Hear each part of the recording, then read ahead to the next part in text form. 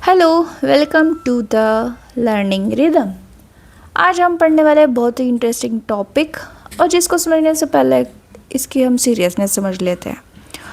अगर हम इसका हिस्ट्री जानें तो 1867 से हम देख रहे हैं कि 90s का डिकेड जो है वो अब तक का वार्मेस्ट डिकेड रह चुका है।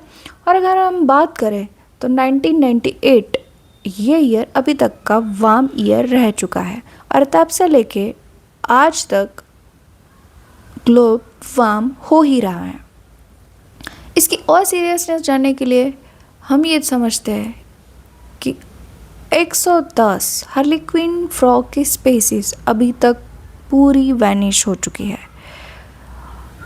पोलर बियर भी इससे अनइफेक्टेड नहीं रहे हैं, वो भी हाइबरनेशन से बहुत जल्दी बाहर आ जाते हैं और बाहर आने के कारण वो चिड़चिड़े और गुस्सेल होते जा रहे हैं। 14.8 मिलियन हेक्टर जिसमें पूरा इंग्लैंड समा सकता है, इतना बड़ा जंगल हर साल ख़त्म हो रहा है। और रीज़न कौन है? सिर्फ और सिर्फ ग्लोबल वार्मिंग। अब ग्लोबल वार्मिंग की अगर हम डेफिनेशन करें तो कुछ इस तरीके से आएगी कि is the gradual rise in temperature of earth atmosphere is called global warming. वैसे तो हमने ये अभी तक स्कूल में पढ़ा भी हुआ है। अब ये बढ़ता क्यों है, ग्लोबल वार्मिंग होता क्यों है? वो होता है एक्सेसिव यूज़ ऑफ फ्यूल जो इंक्रीज कर देते हैं green house gases. Green house gases में आता है जैसे हमारा CO2, मीथेन, नाइट्रस ऑक्साइड जो बनाते हैं मिलके ग्रीन हाउस गैसेस, जो कि एक हमारी अर्थ के एटमॉस्फेयर के ऊपर ग्लास का काम करते हैं या फिर चद्दर का काम करते हैं, जो अर्थ के एटमॉस्फेयर पे हीट ट्रैप करने की वजह से एक टेम्परेचर बनाए रखते हैं। बट जब ये टेम्परेचर हद से ज़्यादा बढ़ जाता है तो वो हमारे लिए भी उतना ही ज़्यादा हार्मफुल होता है और इसके ऊपर का लेयर ओजोन जिसको हम कहते हैं वो डिप्लीट हो जाता है। और ओजोन क्या करता है? हमें UV रेडिएशन से बचाता है। तो अगर ये भी डिप्लीट होगा तो यहाँ से भी हमको धोखा ही है।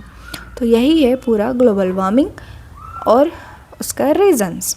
तो इसके इफ़ेक्ट क्या होते हैं? इफ़ेक्ट को हम समझते हैं दो हिस्सों में। एक है इमीडिएट इफेक्ट या इम्पैक्ट और दूसरा है डिलेड इम्पैक्ट।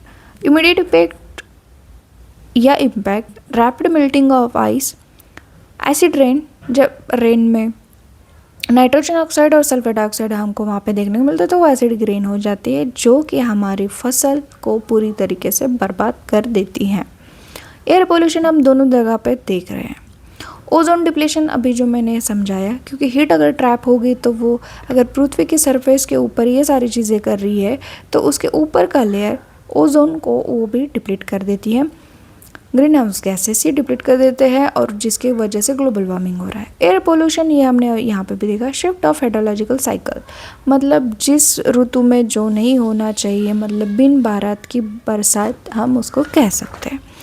अब हम समझते हैं कि इसका सोल्यूशन क्या है। सोल्यूशन इसके बहुत ही आसान है जो हम आसानी से कर सकते हैं कि जैसे कि वाइंड अप अलार्म यूज़ करना, मतलब इलेक्ट्रॉनिक अलार्म यूज़ नहीं करना, और इंडिविजुअल कार यूज़ करने की जगह बस और ट्रेन यूज़ करना, ताकि अगर कार्बन डाइऑक्साइड इमिट हो भी रहा है तो वो कम मात्रा में हो जाए।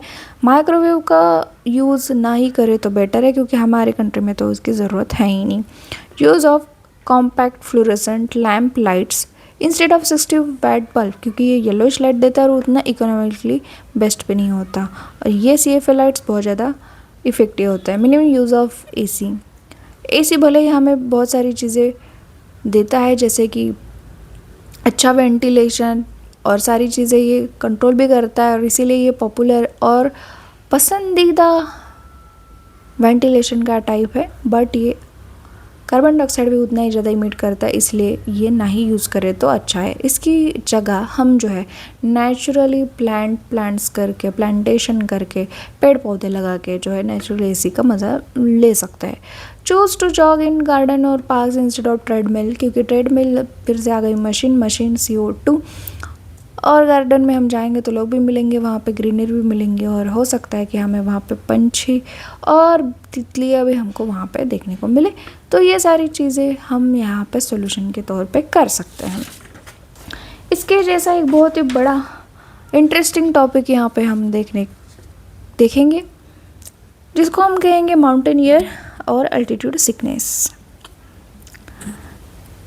जैसे हम समुद्र तल से ऊपर चले जाते हैं तो हम उसको कहेंगे अल्टीट्यूड, और वहाँ पे अगर हमको सिकनेस आ जाती है तो हम उसको बोलेंगे अल्टीट्यूड सिकनेस।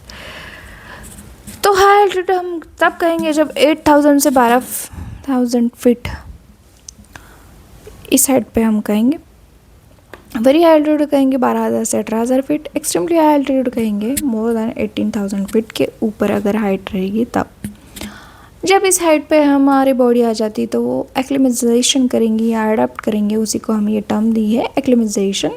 उसमें क्या होता है कि फास्टर और डीप ब्रीथ होने लगती है, हीमोग्लोबिन कंसंट्रेशन बढ़ जाता है और कार्डियक आउटपुट बढ़ जाता है। ये सारी चीज़ें हो रही है सिर्फ और सिर्फ लो ऑक्सीजन की रिक्वायरमेंट पूरी करने के लिए। अब यहाँ पे इलनेस क्या होती है या क्या लक्षण देखने को मिल जाते हैं वो हम यहाँ पे समझते हैं। Cerebral oedema, ataxia, Altered mental status, headache, inertia and omitting, सब कुछ हो रहा है just because of low oxygen या पुअर ऑक्सीजन। पल्मोनरी एडिमा क्योंकि सबसे ज़्यादा काम यहाँ पे लंग ही कर रहे हैं। लॉस ऑफ एपिटाइट क्योंकि जिंदा रहेगा तभी तो ना खाने की सोचेगा, तो पेट भी थोड़ा सा बैक फुट पे आ जाता है, कहता है कि भाई तू पहले जी फिर मैं खाने को सोचूंगा। इंसोम्निया, एग्जॉशन, अनयूजुअल फटीग और डिजीनेस, ये सारी चीज़ें लो ऑक्सीजन के कारण वहाँ पे हो रही है। मैनेजमेंट हम क्या कर सकते हैं वहाँ पे? मैनेजमेंट कुछ भी हलचल वहाँ पे नहीं करनी है, जहाँ है वहीं पे रुके रहना है जब तक कि सिम्टम रिजॉल्व नहीं होते। जिस चीज़ की कमी हो वो वहाँ पे दे देनी है, जैसे कि ऑक्सीजन, हाइड्रेट और ईट करना है, क्योंकि इस सारी चीज़ों के लिए एनर्जी भी तो चाहिए। अगर ये सब करके भी अगर ये चीज़ें रिजॉल्व नहीं होते तो 1000 फीट जो है नीचे डिसेंड हो जाना है। मेडिकेशन देनी है अकॉर्डिंग टू सिम्टम, और प्रिवेंट भी हम कर सकते हैं, जैसे कि स्मोकिंग क्विट करना, हाई कार्बोहाइड्रेट डाइट देना और हाइड्रेशन। तो ये था आज के हमारे बहुत ही सिंपल टॉपिक और बहुत ही इंटरेस्टिंग टॉपिक, ग्लोबल वार्मिंग और हाई एल्टीट्यूड सिकनेस। अगर आप इस तरीके से नोट्स बना के लिखोगे एग्ज़ाम में तो आपके 5 में से 4 मार्क तो कहीं नहीं गए, इसकी गारंटी मैं देती हूँ। ऐसे ही वीडियोस के लिए जो है आप लाइक करना, शेयर करना और चैनल को सब्सक्राइब करना नहीं भूलना।